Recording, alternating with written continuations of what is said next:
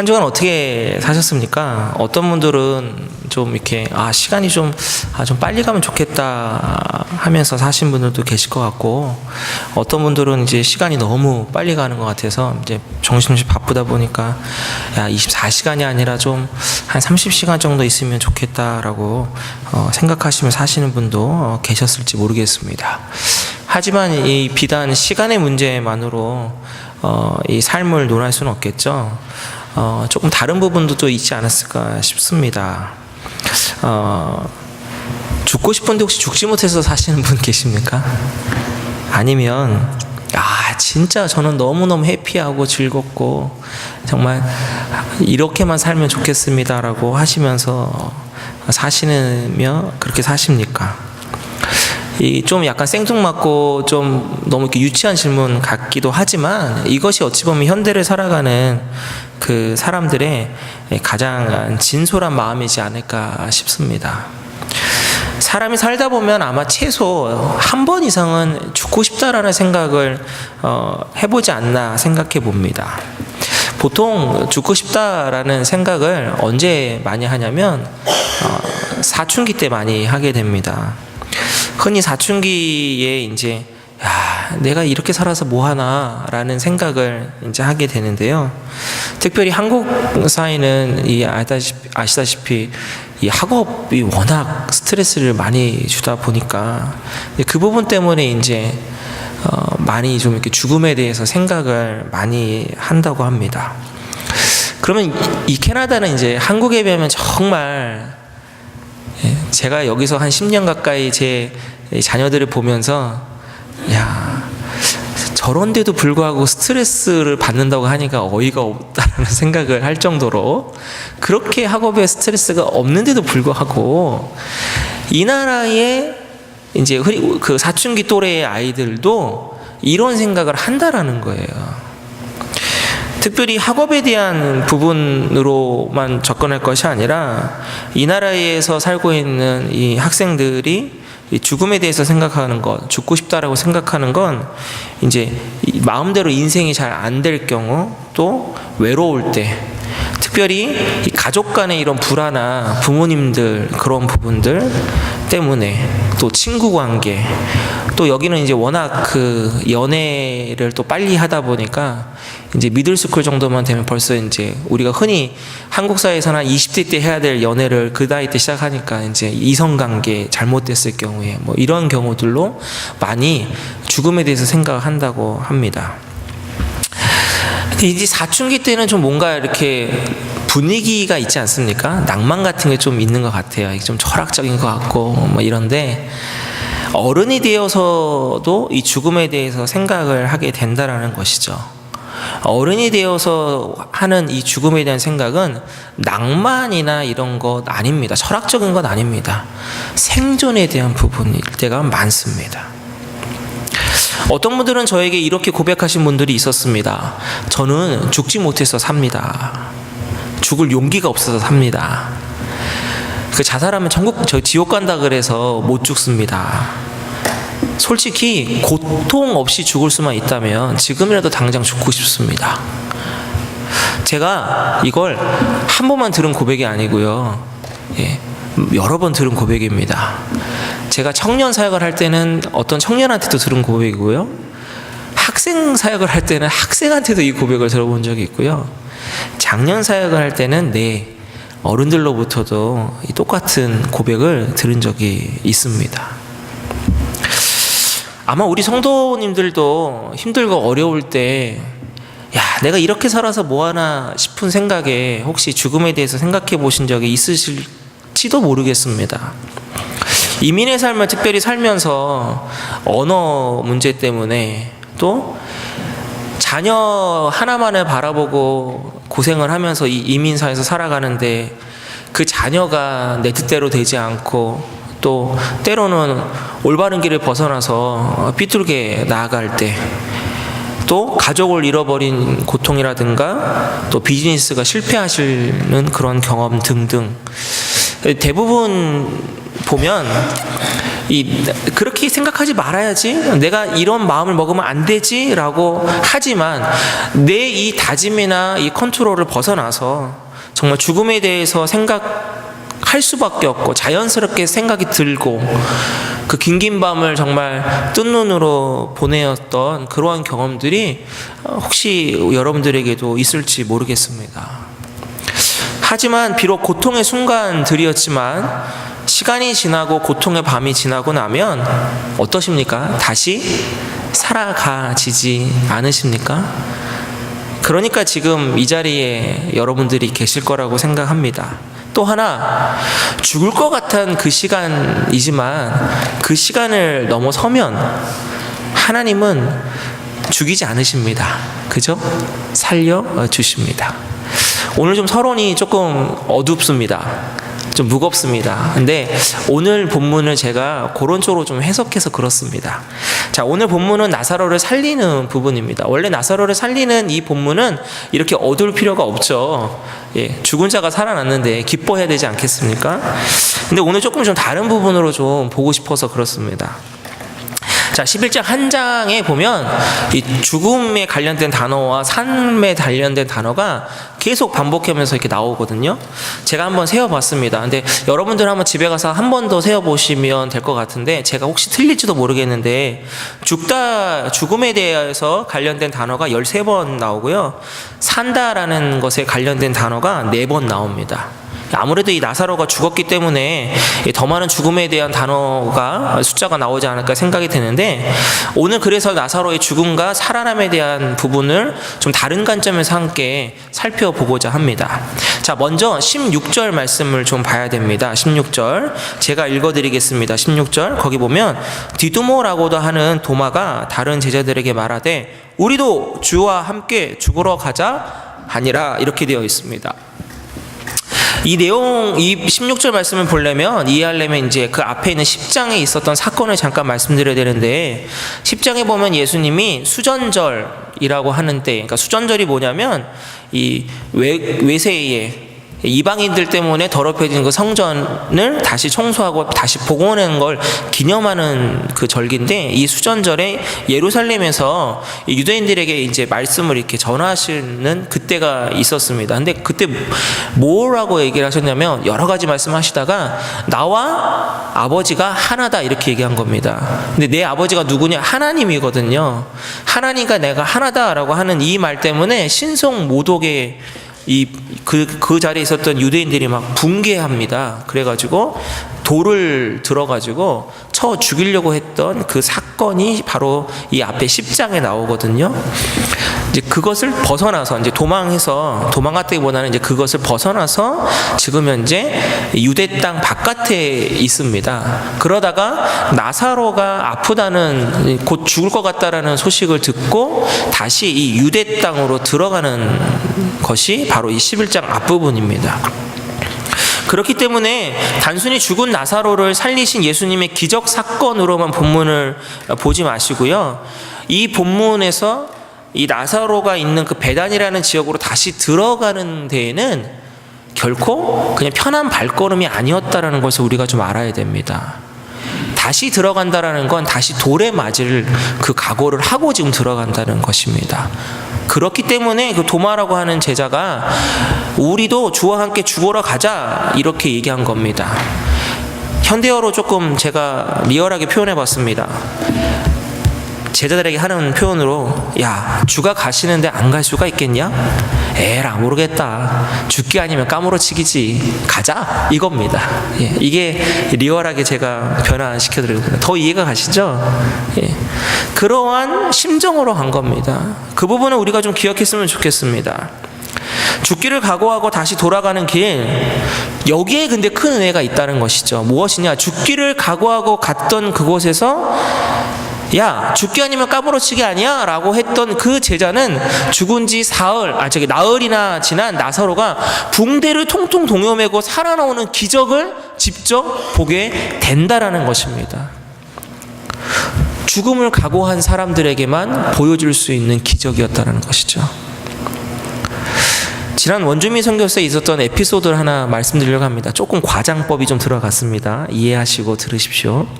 그 선교사님이 그 지역이 이제 아마 천혜의 자연 지역이니까 이제 돌아다니시다가 버섯을 따가지고 이제 오신 겁니다.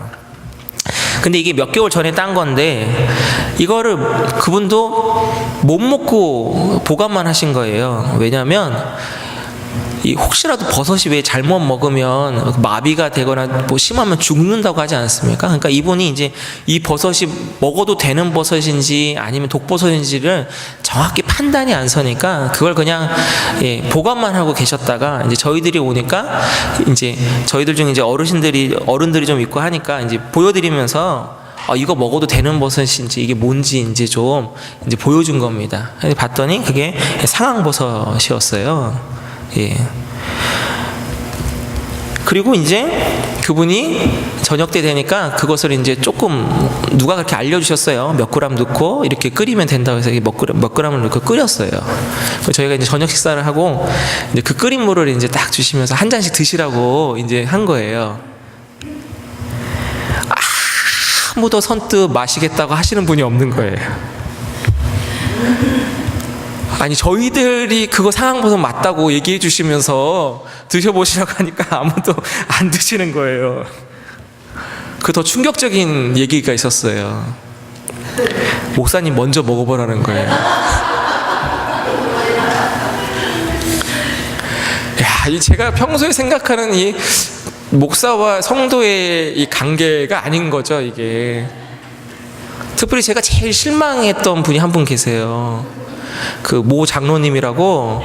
저는 이 목사님인데 그런 소리 하면 안 된다고 하면서 제가 대신 먹겠습니다 이럴 줄 알았거든요. 근데 가만히 계시더라고요.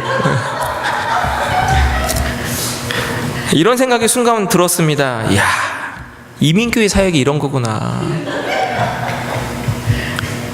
정신 바짝 차리지 않으면 진짜 죽을 수도 있겠구나.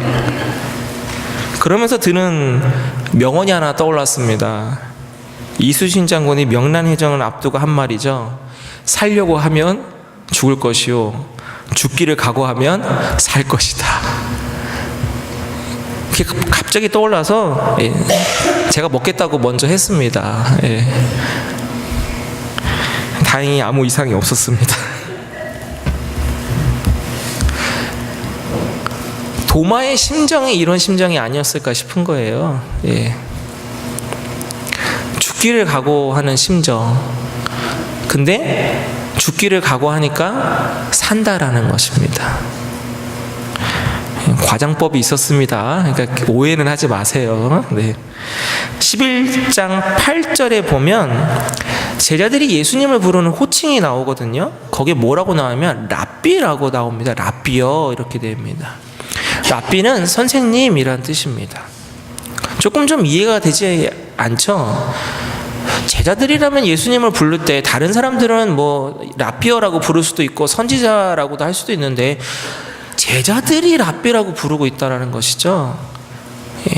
신학자들 해석에 의하면 제자들이 처음부터 예수님을 메시아로 구주로 여기지 않았다라는 것입니다.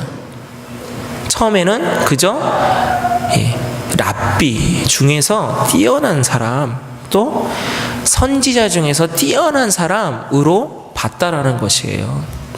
그런 관점에서 볼 때에 이 11장 이 사건 이후의 제자들의 태도가 좀 달랐습니다. 그러니까 이 부분에는 랍비라고 불렀던 제자들이 이제 요한복음은 12장으로 넘어가면 이제 뭐가 되냐면 예수님이 십자가에 못 박힐 것에 대해서 이제 점점 다가오는 장면이 나오거든요. 결국 예수 그리스도께서 나사로를 살려주시는 그 사건을 통하여서 제자들은 랍비에서 진짜 구주로 변환되는 작업이 이 본문 안에 숨겨져 있다라는 것입니다. 자, 근데 그것은 제자들뿐만 아니고요. 마리아 또 마르다에게도 마찬가지입니다. 한번 우리 PPT 보면서 이건 같이 한번 읽기를 원하는데 21절, 32절, 37절 이렇게 같이 한번 읽어보겠습니다. 예, 먼저 21절부터 보겠습니다. 같이 읽겠습니다. 시작. 마르다가 예수께 여짜오되 주께서 여기 계셨더라면 내 오라버니가 죽지 아니하였겠나이다. 32절입니다. 마리아가 예수 계신 곳에 가서 배웠고 그 발 앞에 엎드려 이르되 주께서 여기 계셨더라면 내 오라버니가 죽지 아니하였겠나이다 하더라. 37절도 읽어보겠습니다. 그중 어떤 이는 말하되 맹인의 눈을 뜨게 한 이 사람이 그 사람은 죽지 않게 할 수 없었더냐 하더라. 자, 마르다, 마리아, 그 다음에 그 자리에 있었던 어떤 사람을 통하여서 똑같은 그들의 시각, 시선을 보는 겁니다. 보여주는 겁니다. 자, 무엇입니까? 제가 볼 때 믿음이 결코 부족한 모습은 아닙니다. 무엇입니까? 죽을 병에 걸렸지만 곧 죽게 되었지만 예수님이 살아있을 때 오시게만 하셨다면 낫는다라는 믿음이 있었다라는 것이죠. 그건 마르다, 마리아 또 하다못해 그 어떠한 유대 사람도 그렇게 믿었다라는 것입니다. 그리고 고백했다라는 것입니다. 자, 그런데 여기서 뛰어넘어야 될 믿음을 보여주고 있는 것이죠. 그것은 바로 무엇이냐? 죽은 자도 살려주시는 그 믿음에 뛰어넘음이 있어야 된다는 것입니다. 거기까지는 생각하지 못한 거죠. 자, 그런데 이 시간 질문 하나 드려보겠습니다. 여러분 한번 스스로 한번 생각해 보십시오. 마르다, 마리아 또 그 어떠한 한 유대인의 이 고백이 여러분들에게 있습니까? 제가 성경 이 11장을 계속 여러 번 보면서 이 부분에서 자꾸만 걸리는 거예요. 개인적으로. 우리 성도들의 믿음 상태도 한번 생각해보고 저의 믿음 상태도 생각해보고 또 우리 교회 공동체의 믿음 상태도 한번 생각해봤습니다. 솔직하게 죽은 자를 살려주시는 예수 그리스도에 대한 믿음은 고사하고 병든 자가 예수님을 통하여서 낫게 된다라는 치유에 대한 그 믿음도 완벽하지 않지 않습니까? 이게 우리들의 모습이지 않습니까? 이 부분에 자꾸만 걸렸습니다. 저는 마르다, 마리아 어떤 한 유대인의 이 고백을 뛰어넘는 그 역사가 있어야지 우리가 예수 그리스도를 랍비로만 보고 선지자 중에 위대한 선지자로만 보는 그 한계점을 넘어갈 수 있다라는 것이죠. 그때 바로 진정한 구주로 우리가 인식하고 영접하고 그 은혜를 받아 누리게 된다라는 것입니다. 바로 오늘 본문을 저는 이렇게 여러분들과 나누고 싶은 겁니다. 저는 새벽 기도가 없을 때 이제 홀로 나와서 기도합니다. 이제 기도하다가 제가 하는 독특한 기도 방식이 하나 있는데 그게 뭐냐면 이렇게 장의자를 이렇게 왔다 갔다 이렇게 돌면서 기도를 합니다. 걸으면서. 그러면서 주님, 악한 것들은 예수의 이름으로 물리치시고 성령으로 충만케 해주십시오. 부흥시켜 주십시오. 이 자리에 앉아있는 성도들을 기억하시고 지켜주십시오. 이렇게 기도하면서 이렇게 돕니다. 어제 오후에도 설교를 준비하다가 잠시 내려와서 이 햇살이 비치는 성전을 바라보면서 또 이제 이렇게 어제도 이렇게 기도를 했습니다. 주님, 내일 예배 가운데 성령에 충만해 주시고 우리 성도들 은혜 받게 해달라고. 오늘 아침에도 또 했습니다. 그런데 그때는 믿음으로 제가 이제 고백하는 거예요. 이렇게 믿음으로 기도하다가도 어느 한순간 제 마음을 확 사로잡는 그런 불신의 마음이 듭니다. 이곳에 주님을 사랑하는 사람들이 언제쯤 채워질 수 있을까? 진짜 하나님은 예전보다 더 큰 부흥과 영광을 주실까? 갑자기 이런 이 불신의 생각들이 확 들어와요. 하나님이 분명히 기도할 때 저에게 주시는 그 믿음에 대한 청사진들이 있습니다. 근데 지금의 현실을 보면 하나님이 저에게 주시는 그 믿음의 청사진들을 그거를 가려버리는 그 어떠한 믿음이 흔들리는 그것이 자꾸만 약해질 때가 많습니다. 이번 주는 그렇게 기도하면서 제 마음을 속에 들어왔던 걱정이 있었어요.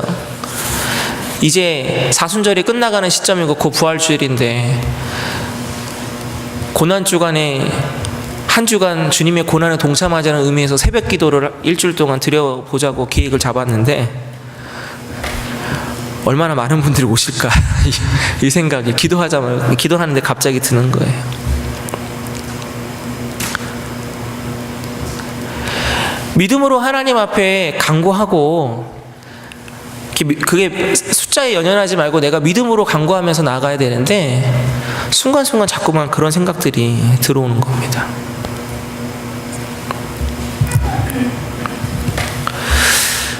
자, 우리가 여기서 끝난다고 한다면 아마 저의 고백이나 여러분의 신앙의 상태나 아마 문제가 좀 있겠죠.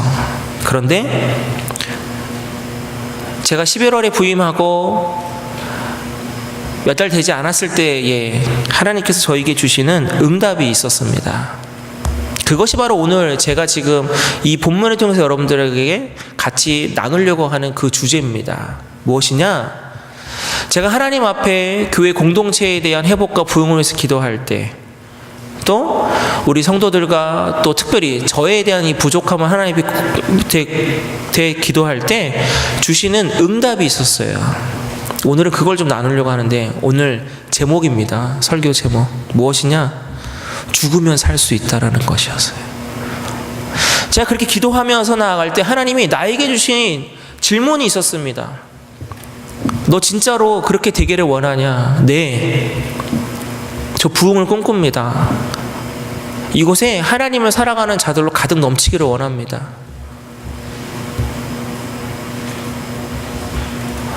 너 준비가 되어 있니?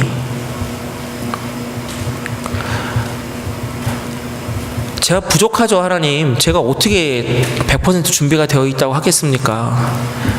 노력하겠습니다. 최선을 다하겠습니다. 초심을 잃지 않겠습니다. 그때 하나님이 저에게 주신 음성이 이겁니다. 마음이 이거예요. 너부터 죽어라. 너가 죽으면 성도들이 살 수 있고 너가 죽으면 교회가 살 수 있을 것이다.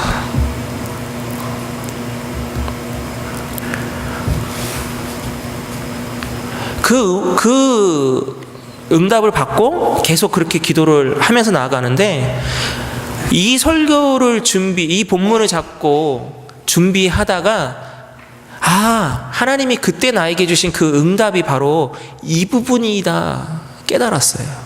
이번 주에. 자, 앞서 말씀드렸지만 죽기를 각오하고 다시 유대로 들어가는 예수님과 제자들의 모습이 있었습니다. 나사로는 살아있을 때 예수님이 오셔서 고쳐주시는 사건이 아니라 죽은 지 나흘이 지나서야 오신 그 예수님을 통해서 살아나는 역사를 얻게 됩니다. 또 하나 등장하는 게 있는데 그것이 오늘 본문 읽었던 바로 50절에서 52절 말씀인데 이것도 같이 한번 우리가 읽어보겠습니다. 자, 50절부터 52절입니다. 한 사람이 백성을 위하여 죽어서 온 민족이 망하지 않게 되는 것이 너에게 유익한 줄을 생각하지 아니한도다 하였으니 이 말은 스스로 함이 아니요 그 해의 대제사장이므로 예수께서 그 민족을 위하시고 또 그 민족만 이해할 뿐 아니라 흩어진 하나님의 자녀를 모아 하나가 되게 하기 위하여 죽으실 것을 미리 말함이러라. 아마 그 당시 대제사장 가야바의 고백인데, 가야바는 예수 한 사람 죽음을 통하여서 이 모든 문제가 다 해결할 것이다 라는 의미로 말했던 것 같습니다. 하지만 하나님의 이 큰 계획 안에서는 그 대제사장 가야바의 이 고백을 통하여서 예수 그리스도가 바로 모든 사람들을 위해서 죽음에 대한, 죽을 것이다라는 것, 그것을 통하여서 민족이 살고 모든 사람이 살 수 있게 된다라는 그 예언적인 그 하나님의 크신 계획 속에서 고백하게 만들게 하셨다라는 것입니다.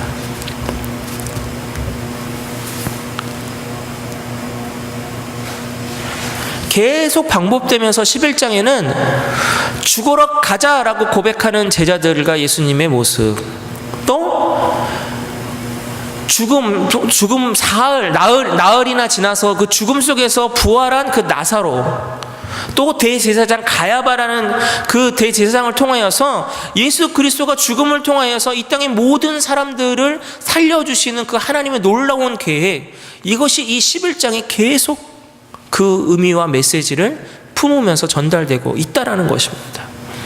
그리고 거기서 역설적이지만 아이러니하지만 무엇이냐, 죽으면 산다라는 그 메시지를 이 11장에서 발견할 수 있다라는 것입니다. 그리고 그 메시지가 바로 몇 달 전에 하나님이 제가 기도했을 때 주셨던 그 마음, 그 음성, 그 응답과 같았다라는 것이죠.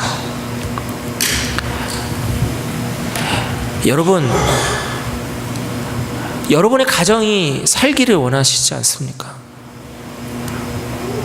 여러분이 섬기는 교회가 살기를 원하지 않으십니까?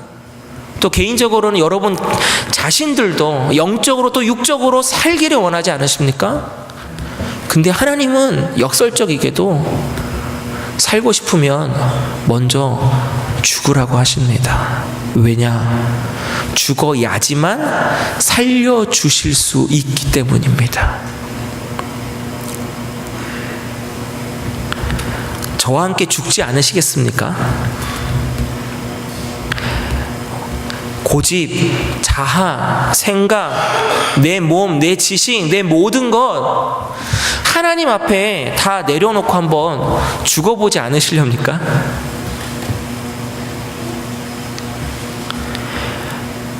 저는 성경 말씀에 의지해서 확실하게 여러분들에게 드릴 수 있는 말은 있습니다. 죽으면 하나님이 다시 살려주실 것입니다. 그러니 우리가 죽고 하나님이 다시 살려주시는 그때에 바로 우리 개인적으로 내가 살 수 있고, 내 가정이 살 수 있고, 내 일터가 살 수 있고, 사랑하는 우리 교회 공동체가 살아날 수 있다라는 것입니다. 그러니 부디 죽으십시오. 제발 죽으십시오. 완벽하게 죽기를 원합니다. 그리고 다시 살려주시는 그 하나님의 큰 은혜가 저와 여러분, 또 우리 사랑하는 우리 시온 공동체 가운데 충만하시기를 주님의 이름으로 축원합니다.